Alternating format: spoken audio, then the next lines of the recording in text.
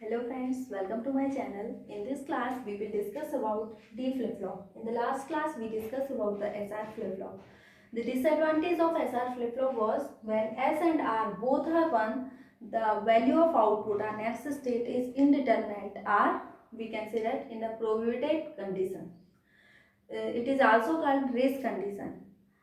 So to remove this race condition, we make that D flip-flop. Okay. तो S R flip flop की help से ही हम D flip flop बनाना सीखेंगे। D flip flop कैसे बनाएंगे और जो डिसएडवांटेज था एस आर फ्लिप फ्लॉप का, जबकि यूजर को ही पता होना चाहिए कि एस ओ आर का वैल्यू एक साथ 1 नहीं रखना है, अदरवाइज प्रोहिबिटेड कंडीशन आ जाएगा, इनडिटरमिनेट और इनवैलिड आउटपुट मिलेगा।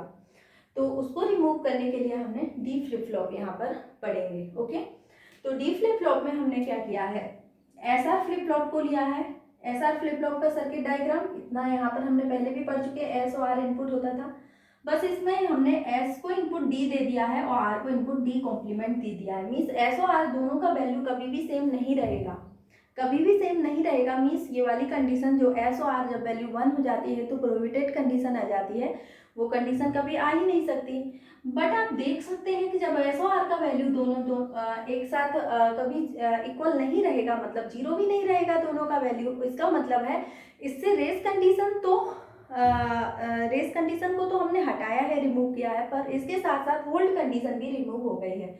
तो ये जो हमारा डी फ्लिप फ्लॉप हम पढ़ने के बाद देखेंगे कि डी फ्लिप फ्लॉप का ड्रॉबैक क्या आएगा कि होल्ड कंडीशन भी रिमूव हो गई है, क्योंकि हमने रिमूव करनी थी कौन सी कंडीशन, जब एस और आर दोनों वैल्यू 1 होती हैं तो हमें इस कंडीशन को, प्रोहिबिटेड कंडीशन को, रेस कंडीशन को, हमें इनडिटरमिनेट वैल्यूज को हमें रिमूव करना था। लेकिन हमारा एस और आर जब 0 0 होता था वो वैल्यू भी यहाँ पर क्या हो गई है, वो वाली कंडीशन भी रिमूव हो गई है। ओके, तो हम देखेंगे डी फ्लिप फ्लॉप कैसे बनाएंगे। एक एस आर फ्लिप फ्लॉप यहाँ पर ले लिया, एस का इनपुट हमें डी देना है और आर का वैल्यू हमें यहाँ पर इन्वर्टर के साथ देना है, मीन्स डी कॉम्प्लीमेंट देना है। ओके, तो S equal to D, R equal to complement of D, we can say that. Okay, और सर्किट डायग्राम आप देखिए, ये नैंडलाइज की हेल्प से हमने क्या पढ़ा था, एस आर फ्लिप फ्लॉप पढ़ा था, उसकी हेल्प से हमने यहाँ पर एस आर फ्लिप फ्लॉप पढ़ा है और हमें यहाँ पर एस और आर की जगह डी और डी कॉम्प्लीमेंट हमें दे देना है। तो ये हमारा क्या बन जाएगा, डी फ्लिप फ्लॉप बन जाएगा। ओके, आइए अब हम देखेंगे कि क्लॉक की वैल्यू का इस पर क्या इफेक्ट पड़ेगा। तो हमने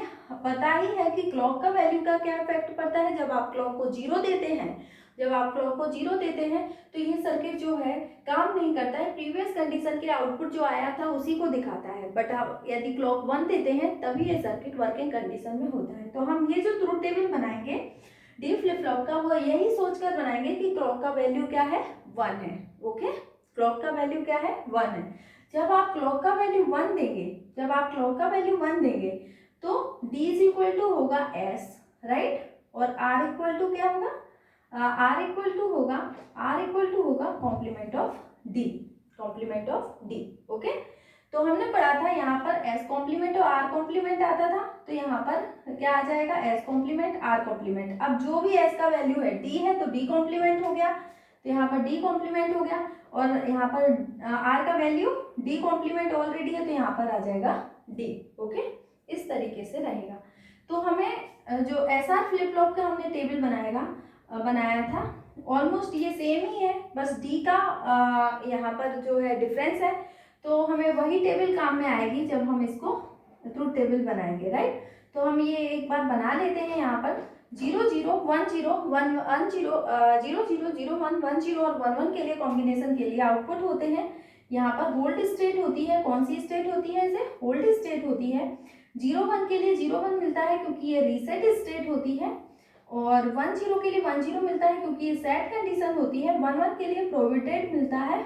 ओके, तो ये प्रोहिबिटेड कंडीशन होती है, राइट। हमने ये एसआर फ्लिप फ्लॉप के लिए जो टेबल पढ़ा था वो बना लिया, क्योंकि हमने एसआर फ्लिप फ्लॉप की हेल्प से ही डी फ्लिप फ्लॉप बनाया है। अब हम डी फ्लिप फ्लॉप की ट्रुथ टेबल बनाने जा रहे हैं। तो डी फ्लिप फ्लॉप की ट्रुथ टेबल बनाने के लिए क्या होगा, यहाँ पर इनपुट तो केवल डी है और यहाँ पर प्रीवियस स्टेट क्यू एन मान के चलते हैं। तो कॉम्बिनेशन सपोज 0 0 0 1 1 0 और 1 1 है, तो आपका truth table Q N plus 1 means next state का आउटपुट ट्रुथ टेबल में क्या होगा, ये देखते हैं। जब आपका डी का वैल्यू 0 है, आप ये देखिए, बस डी का वैल्यू पर ध्यान दीजिए। डी का वैल्यू जब 0 है तो एस का वैल्यू क्या हो जाएगा, 0 हो जाएगा, और आर का वैल्यू क्या हो जाएगा, 1 हो जाएगा। क्या हो जाएगा, 1 हो जाएगा। मीन्स आपकी कौन सी कंडीशन आएगी, रीसेट कंडीशन आएगी। क्यों, क्योंकि रीसेट कंडीशन में आउटपुट Qn प्लस 1 का वैल्यू क्या होता है, 0 होता है, तो यहाँ पर भी 0 हो जाएगा। मीन्स ये कौन सी कंडीशन आएगी, रीसेट कंडीशन आएगी। मैंने आपको बताया था कि एसआर फ्लिप फ्लॉप में से होल्ड कंडीशन और प्रोहिबिटेड या रेस कंडीशन ये रिमूव हो गई है। डी फ्लिप फ्लॉप में से केवल 2 कंडीशन बची है, रीसेट और सेट। ओके, तो हमने देखा जब हमने डी को 0 किया, मीन्स एस का वैल्यू 0 और आर का वैल्यू भी क्या 1, क्योंकि डी कॉम्प्लीमेंट है। तो ये वाली कंडीशन आ गई, और इसमें रीसेट कंडीशन होती है, मीन्स 0 होगा, और यदि Qn प्लस 1 कॉम्प्लीमेंट लिखेंगे तो यहाँ पर 1 आएगा। देन डी का वैल्यू यदि 1 होता है, यदि आप डी का वैल्यू 1 देते हो तो एस का वैल्यू 1 आ जाएगा, आर का वैल्यू 0 आ जाएगा। तो ये वाली कंडीशन आ जाएगी जिसे हम बोलते हैं सेट कंडीशन। तो आउटपुट क्या मिलेगा, 1, और इसे हम बोलेंगे सेट कंडीशन। अगेन आप डी को 0 देंगे, आप डी को अगेन 0 देंगे तो यही कंडीशन आ जाएगी, और हम इसे कहेंगे रीसेट कंडीशन। और जब हम 1 देंगे तो ये वाली कंडीशन आ जाएगी, और हम इसे कहेंगे सेट कंडीशन, राइट। तो आप देखेंगे ट्रुथ टेबल में ध्यान से कि Qn प्लस 1 नेक्स्ट स्टेट का जो वैल्यू है वो D के एजेक्ट इक्वल ही आ रहा है, राइट। तो क्या आपको ट्रुथ टेबल बनाने की जरूरत है, मैं ट्रुथ टेबल बना के भी दिखा सकती हूँ, पर आप देखिए कि ये वैल्यू सेम ही आ रही है। इसका मतलब आप डायरेक्टली बोल सकते हैं कि next state output are Qn plus 1 equal to D.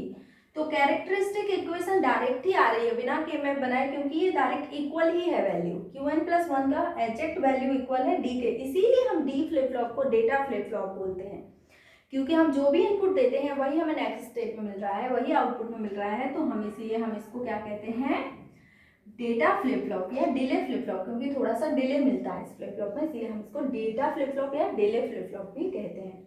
Okay, तो हमने ये ट्रुथ टेबल बना ली, डी फ्लिप फ्लॉप का हमने सर्किट डायग्राम देख लिया।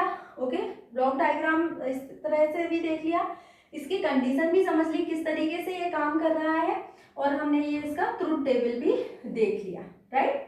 तो ट्रुथ टेबल में देखा कि Qn प्लस 1 एग्जैक्टली डी के इक्वल ही आ रहा है।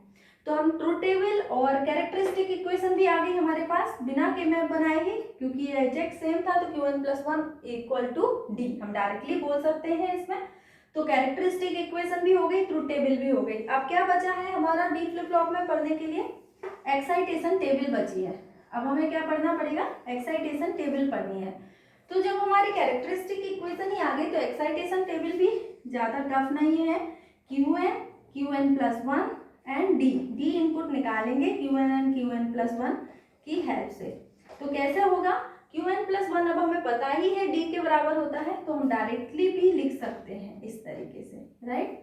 तो इस कंडीशन को हम कहेंगे रीसेट और इसको सेट, इसको रीसेट और इसको सेट, क्योंकि इसमें होल्ड कंडीशन भी नहीं होती है और प्रोहिबिटेड कंडीशन या जैसे हम बोलते हैं रेस कंडीशन वो भी नहीं होती है, जो कि इनवैलिड था। तो इस तरीके से हम डी फ्लिप फ्लॉप बना सकते हैं। तो डी फ्लिप फ्लॉप का यदि ड्रॉबैक पूछा जाए तो इससे होल्ड कंडीशन रिमूव हो गई है, ओके, ये होगा। और यदि एडवांटेज पूछा जाए तो हमने रेस कंडीशन जो हमने prohibited condition SR flip flop में पढ़ी थी वो हमने डी फ्लिप फ्लॉप में रिमूव कर ली है। तो ये हमारी एक्साइटेशन टेबल हो गई, ये हमारा सर्किट डायग्राम हो गया। हमने यहाँ पर Qn plus 1 equal to D means characteristic equation भी कैलकुलेट कर लिया।